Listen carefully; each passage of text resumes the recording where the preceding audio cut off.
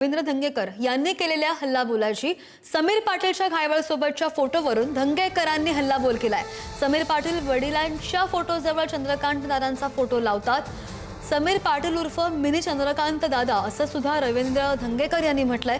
समीर पाटील सांगलीमधील मकोकामधील आरोपी असल्याचं सुद्धा रवींद्र धंगेकर यांचं म्हणणं आहे। समीर पाटील चंद्रकांत दादांच्या किचनमधील कार्यकर्ता असल्याचं धंगेकर म्हणाले। तर पवन चक्की खंडणीमध्ये समीर पाटीलचा सहभाग असल्याचा आरोप सुद्धा धंगेकर यांनी केलाय। आमदार रवींद्र धंगेकर आपल्या सोबत आहेत। निलेश घायवळ प्रकरणाच्या संदर्भाने वेगवेगळ्या भूमिका तुम्ही वेळोवेळी मांडल्या।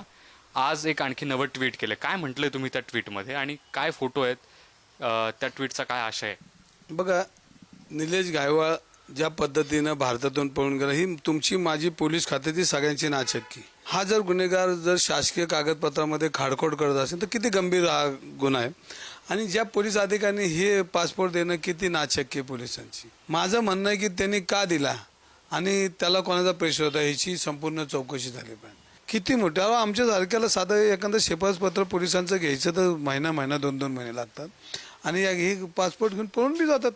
आणि नंतर सगळी माहिती घेतली तर ह्याच्यामध्ये कोथरूडमध्ये दादागिरी करताना चंद्रकांत दादा पाटलांच्या आजूबाजूच्या अशा लोकांच्या तो संपर्कात आहे। मग चंद्रकांत पाटलांच्या इथं कोण आहे तर मी समीर पाटील, मला एका पोलीस अधिकाऱ्याने सांगितलं की समीर पाटील नावाचा व्यक्ती आम्हाला त्रास देतो। मग मी म्हणतो समीर पाटील नावाचा व्यक्ती दादांच्या आजूबाजूला काम करतो, PA म्हणून काम करतो। आता हा जो माझ्यासमोर आला हा मला माहीतच नव्हता तोपर्यंत। पूर्वी माझे लोक नाक दाबले की तोंड उघडतं, म्हणजे नाक दाबायच्या अगोदर तोंड उघडलं तर मी त्यांनी माझ्या विरुद्ध बोलला की यंदा मी वापरू नुकसान भरपाई दावा करेन। अरे चल म्हणलं, अजून एक माणूस 80 दुश्मनात 85 जो दुश्मन आपल्याला मिळाला, बरं वाटलं। म्हणलं आजचा दिवस चांगला जाईल, चांगला माणूस आपल्यासमोर आला। मग नंतर परत माहिती घेतो राहतो तर डायरेक्ट म्हणलं 100 कोटीचा मी मालक। अरे मग तो ना प्रगतशील गुन्हेगार आहे। मग ह्याची अजून माहिती घेतली तर मग परत गेलो तर ती माहिती घेतल्यानंतर मला असं कळलं की पवन चक्कीमध्ये याची भागीदारी निलेश घायवळांची वसुलीमध्ये।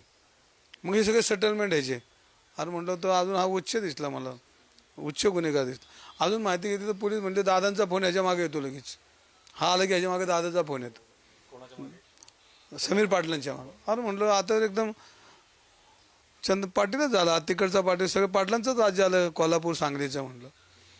मग अजून माहिती घेतली तर मला एवढं माहिती कळलं की चंद्रकांत दादाच्या कॅबिनेटमधला कार्यकर्ता, किचन म्हणजे घरातला कार्यकर्ता। आणि मग घरातला कार्यकर्ता अशा पण वागत असेल तर दादांच्या ताटाखाली काय चाललंय दादांच्या लक्षात आलं पाहिजे। व्हिडिओ जर्नलिस्ट निखिल करंदीकर समेत ज्ञानेश्वर चौतमल, पुढारी न्यूज, पुणे।